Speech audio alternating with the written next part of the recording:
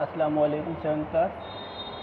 Seven class आज हमारे जो सोशल स्टडी में जो हमारा पीरियड है वो है ज्योग्राफ़ी का।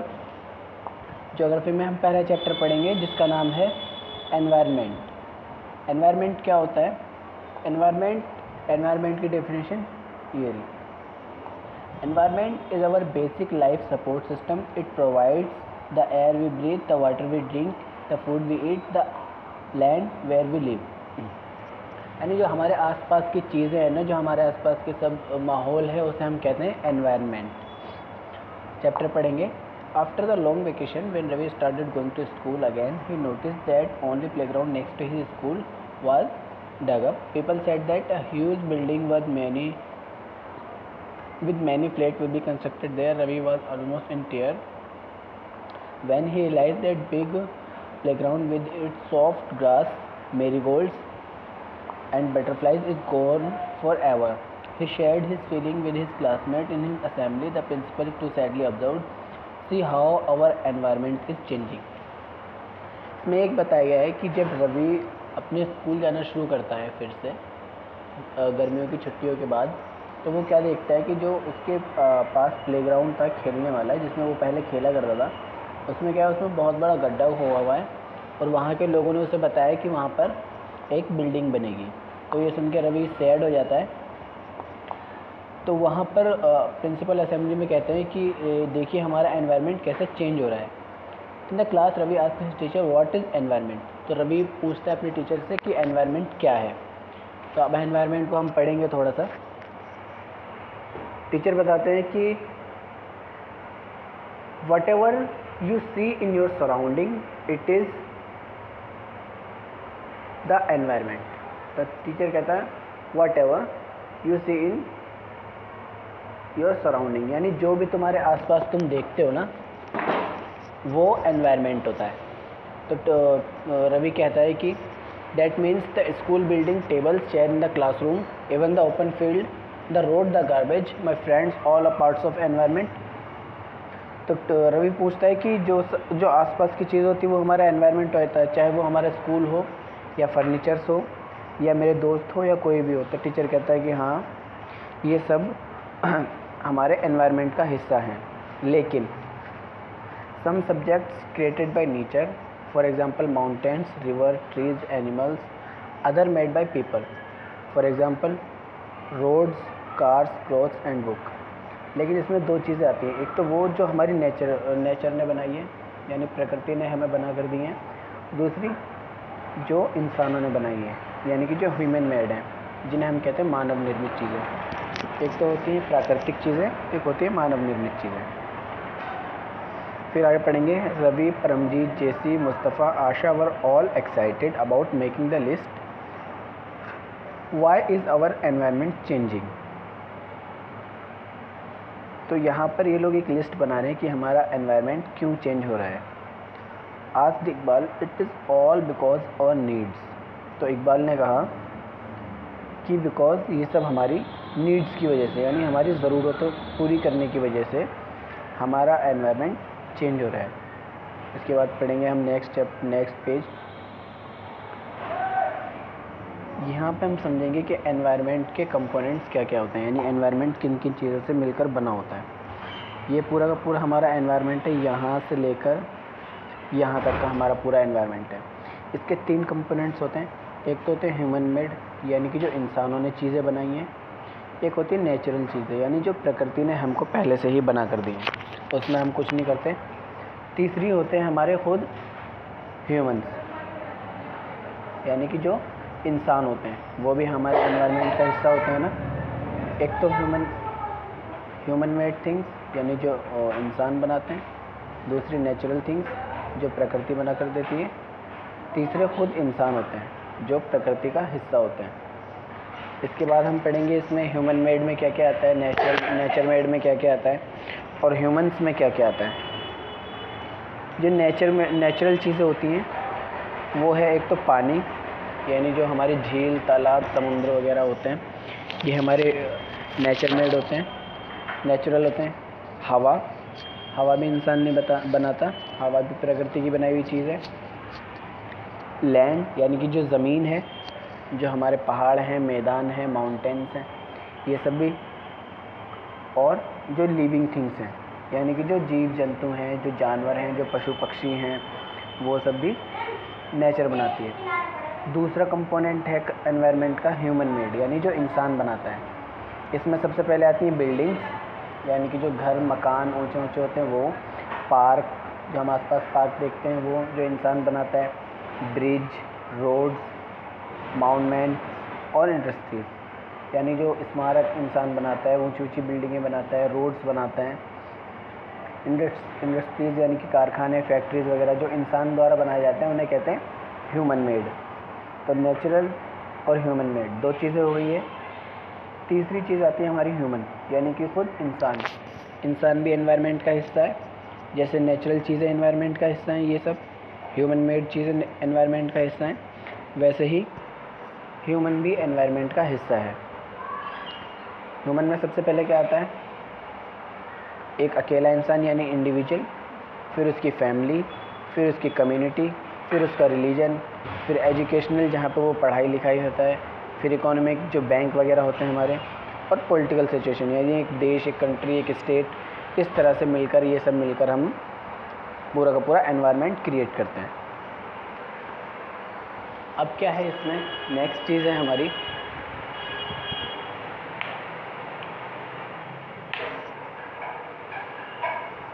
बायोटिक और एबायोटिक। बायोटिक और एबायोटिक में फ़र्क समझेंगे थोड़ा सा हम। बायोटिक चीज़ें वो होती हैं जिसमें जान होती है, यानी कि जो जानदार चीज़ें होती हैं, जो सांस ले सकती हैं, जो ज़िंदा होती हैं, जो मर जाते हैं। ये है biotic. The world of living organism, examples plants and animals, यानी कि जानवर जो जानवर होते हैं, जो इंसान होते हैं, जो पेड़ पौधे होते हैं, वो सब होते हैं बायोटिक। और दूसरा होता है एबायोटिक, यानी कि वो चीज़ जो सांस नहीं ले सकती, जो ज़िंदा नहीं होती, जो मरती नहीं है कभी, वो होती है एबायोटिक, यानी नॉन लिविंग थिंग्स, जैसे कि ज़मीन, पानी, पहाड़, ये सब होते हैं हमारे एबायोटिक।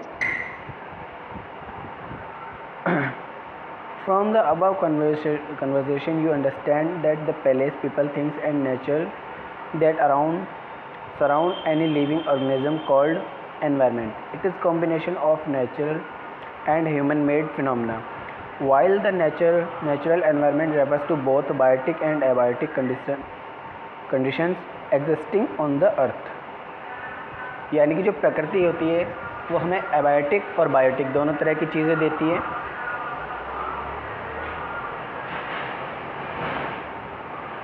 इसके बाद हम पढ़ेंगे नेचुरल एनवायरनमेंट, यानी प्रकृति हमें क्या क्या देती है, प्रकृति से हमें क्या क्या मिलता है। सबसे पहले हम पढ़ेंगे natural environment. Land, water, air, plants and animals, यानी कि जो ज़मीन होती है, जो पानी होता है, जो हवा होती है, और जो जानवर होते हैं, कंप्राइज द नेचुरल एनवायरनमेंट। ये सब नेचुरल एनवायरनमेंट से बने हैं या नेचुरल एनवायरनमेंट को बनाते हैं। You are familiar with the meaning of lithosphere, hydrosphere, atmosphere and biosphere from your previous class. Let us learn some more facts about these domains. यहाँ पे कुछ वर्ड आए हैं जैसे कि lithosphere, hydrosphere, atmosphere and biosphere. ये 5th class में है सब, 5th क्लास की EVS में।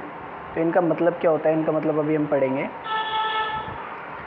लिथोस्फेयर का मतलब होता है सॉलिड क्रस्ट और the hard top layer of the earth. It is made up of rocks, minerals and covered by a thin layer of soil. It is irregular surface with various landforms such as mountains, plateaus, plains, valleys, etc.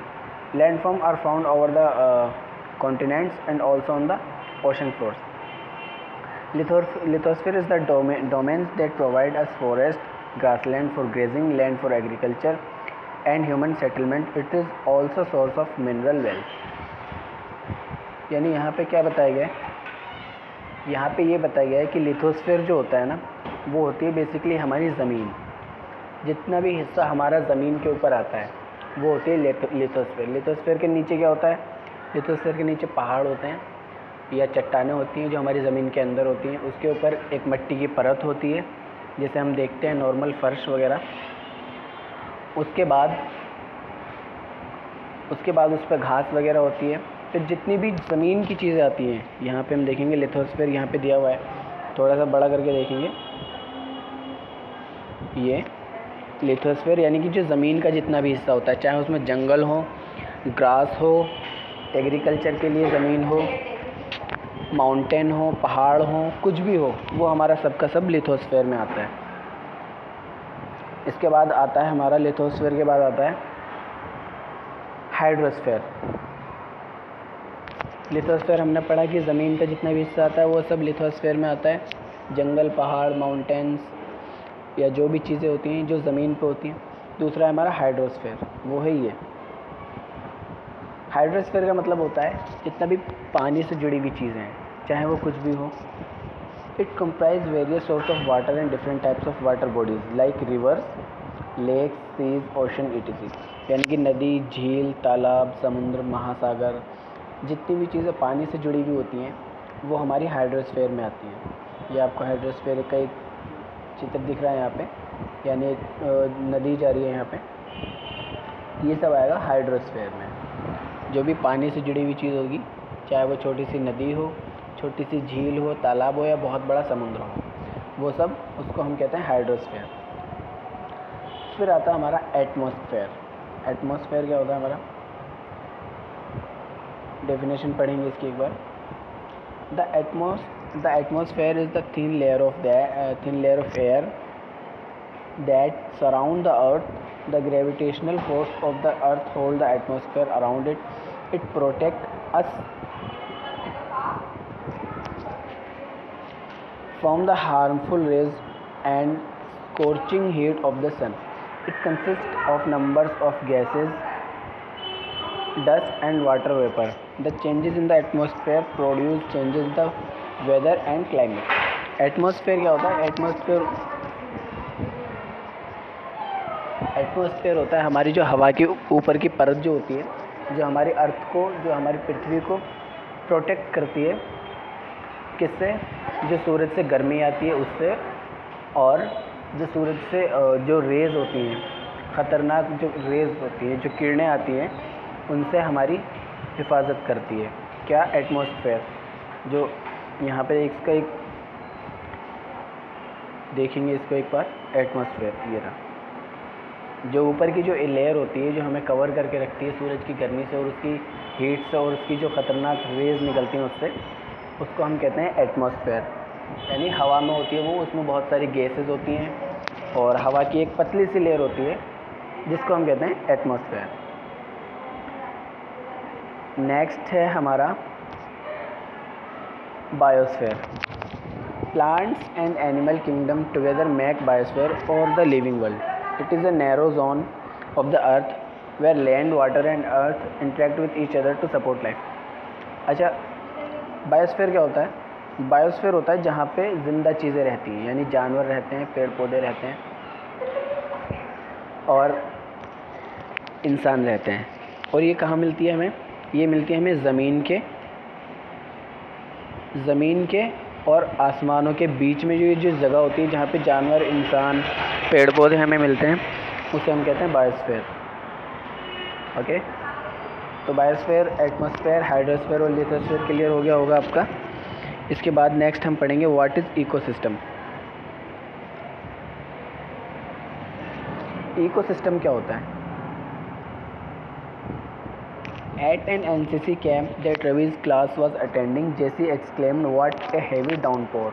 It reminds me my home in Kerala. You should come and see how it pours and pours and pours over the lush green fields and coconut plant." तो वो वहाँ पर रवि की classmate होती है एक जेसी, वो उसे बताती है केरला में कि उसके आसपास, केरला में जो है उसके घर के आसपास झरने हैं जहाँ पे पानी ऊपर से नीचे की ओर गिरता है, और एक नहीं बहुत सारी जगह पर हैं जहाँ पर लश ग्रीन फील्ड्स हैं, यानी कि हरे भरे खेत हैं वहाँ पर, और कोकोनट के पेड़ हैं। Heera from Jaisalmer exclaimed, "we get no rains, we see only kikar and sand as far as the eyes sand as far as the eyes can see, but you also find camels, said Ravi. तो यहाँ पे जैसी बताती है कि केरला में तो बहुत सारा पानी है, उसके आसपास झरने ही झरने हैं और कोकोनट के ट्रीज़ भी हैं, लेकिन जो हीरा होता है, जो जैसलमेर से होता है यानी राजस्थान से होता है, वो क्या कहता है कि हमारे यहाँ पानी तो नहीं है, यानी राजस्थान में पानी तो नहीं है, बट बहुत सारा रेत है, यानी बहुत सारा रेगिस्तान है। और रवि कहता है कि वहाँ पे हमें ऊँट भी देखने को मिलते हैं। तो इकोसिस्टम का मतलब क्या होता है? Hira says, not just camel. If you visit our desert, you will see snake, lizards and many insects too. तो हीरा बताते हैं राजस्थान में सिर्फ केमल ही नहीं है, यानी ऊँट ही नहीं है, बल्कि उसके साथ साथ क्या है, सांप हैं, छिपकली हैं और बहुत सारे इंसेक्ट्स हैं। Ravi wondered, why do the animals, the vegetation and the way people live vary from place to place? Are they related to each other? Oh yes, very much so. तो रवि के दिमाग में ये ख्याल आता है कि जो अलग अलग जगह पर जो लोग जानवर और इंसान रहते हैं, क्या वो एक दूसरे से कनेक्टेड होते हैं या वो एक दूसरे से डिफरेंट होते हैं? तो टीचर कहती है हाँ, वो एक दूसरे से डिफरेंट होते हैं। All plants, animals and human being depend on their immediate surrounding. Often they are also interdependent on each other. This relation between the living organism as well as the relation between the organisms and their surrounding from an ecosystem. There could be an ecosystem of large and forest, grassland, desert, mountain, lake, river, ocean, even a small pond. Do you think the park in which Ravi and Fish played formed an ecosystem? अच्छा, यहाँ पे हमें ecosystem का बताया गया। Ecosystem ऐसी जगह को कहते हैं जहाँ पर लिविंग थिंग्स एक दूसरे से कनेक्टेड होती हैं, यानी कि मनुष्य, जो इंसान हैं, जो जानवर हैं, जो पेड़ पौधे हैं, वो एक दूसरे से कनेक्टेड होते हैं। जैसे कि इंसान घास खाता है तो इंसान घास पे निर्भर है, या खेती करता है तो खेती पे निर्भर है, लेकिन खेती करता कौन है? खेती इंसान ही करता है, यानी खेती भी इंसानों पर निर्भर है। तो ये दोनों एक दूसरे पर निर्भर हैं। इंसान जानवर पालता है तो जानवरों को अगर इंसान नहीं पालेगा तो जानवर नहीं होंगे, यानी जानवर इंसान पर निर्भर है, और इंसान जानवर खाता भी है। तो इसी तरह से ये एक दूसरे से कनेक्टेड रहते हैं।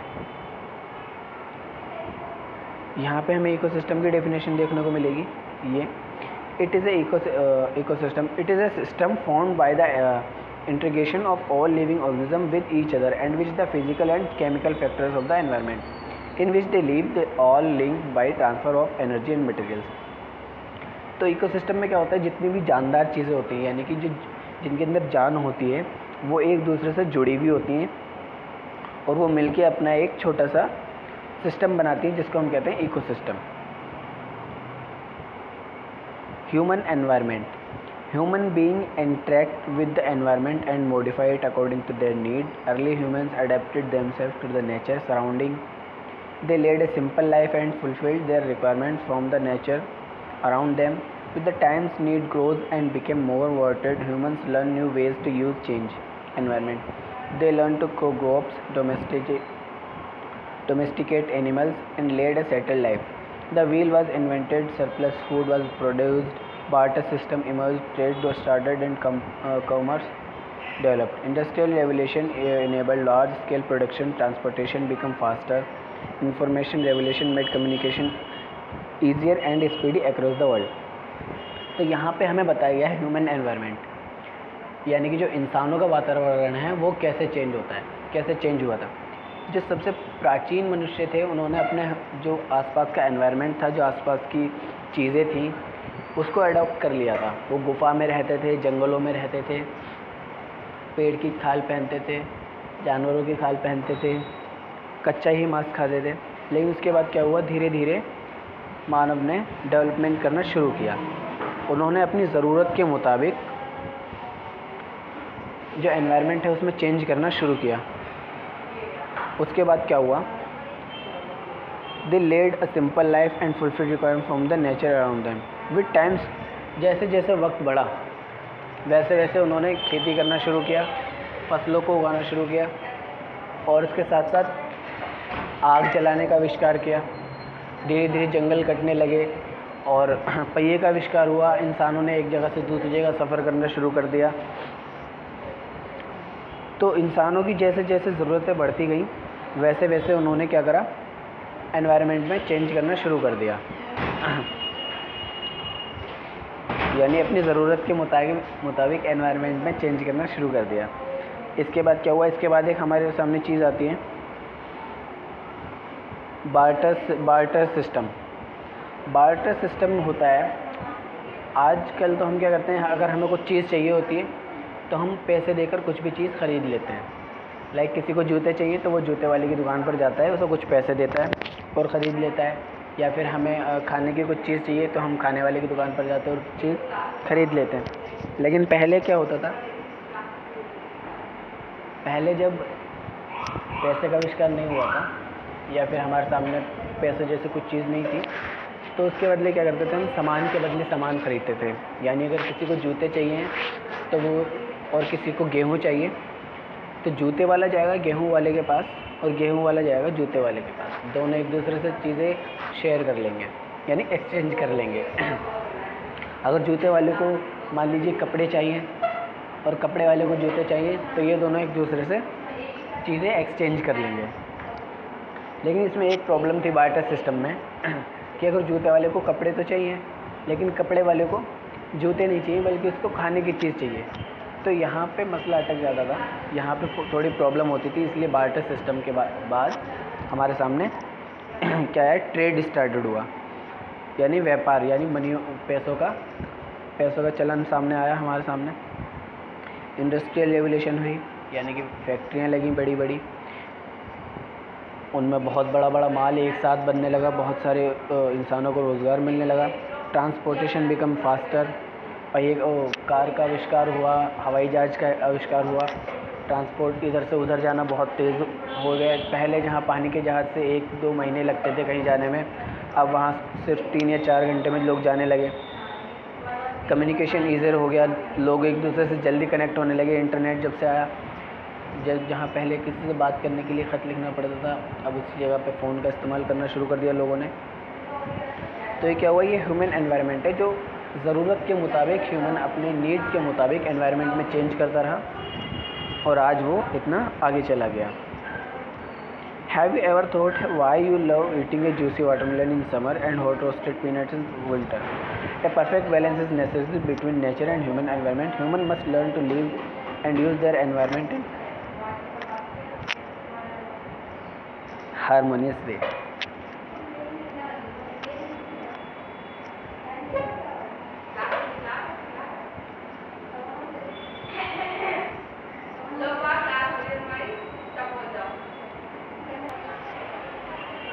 तो इसमें क्या हुआ, इसमें हमें ये बताया गया है कि गर्मियों में तो हमें तरबूज का मीठा मीठा जूस अच्छा लगता है और सर्दियों में हमें मूंगफली खाना अच्छा लगता है। तो ये क्या है, ये हमारी ह्यूमन्स नीड्स जो होती हैं वो एनवायरनमेंट के हिसाब से चेंज होती रहती हैं। जैसे कि गर्मियों में हमें ठंडी चीज़ें अच्छी लगती हैं और सर्दियों में हमें गर्म चीज़ें अच्छी लगती हैं। तो एक परफेक्ट बैलेंस बनता है इंसानों के बीच में और नेचर के बीच में। ठीक है, तो ये चैप्टर आपका कंप्लीट हो चुका है। इसके क्वेश्चन आंसर मैं आपको सेंड कर दूंगा। पहले वीडियो देखेंगे अच्छे तरीके से, उसके बाद क्वेश्चन आंसर पे आएंगे। ओके।